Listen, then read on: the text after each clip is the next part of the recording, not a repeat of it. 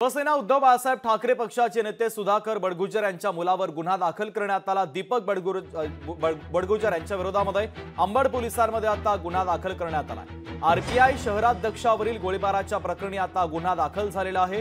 पोलिसांकडून दीपक बडगुजर यांचा शोध सुरू आहे। संशयित आरोपी मयूर बेदने यांनी दिलेल्या जबाबावरून आता कारवाई करण्यात आलेली आहे। दीपक बडगुजरच्या सांगण्यावरून गोळीबार केल्याचा संशयित आरोपी मयूर बेदने यांना जबाब दिला। तर 2022 मध्ये आरपीआय शहराध्यक्ष प्रशांत जाधव यांच्यावर गोळीबार करण्यात आलेला होता आणि त्या प्रकरणी आता पोलिसांनी हा गुन्हा दाखल केलेला आहे।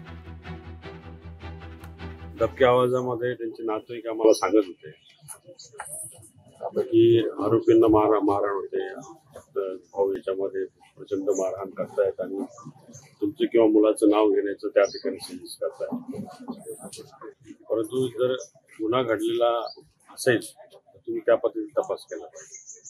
तुम्हाला ऑनलाईन ट्रान्झॅक्शन असेल तर तुम्ही ते ठरलं पाहिजे। तुम्ही बघा ना, मयूर बेटच्या अकाउंटवरती ट्रान्झॅक्शन कोणाचं झालेलं आहे त्याचं स्टेटमेंट रेकॉर्ड केलं का तुम्ही?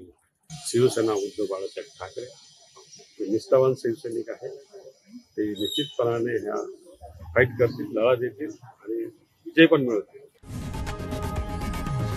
लोकशाही मराठी ऐका, पहा, जागरूक रहा।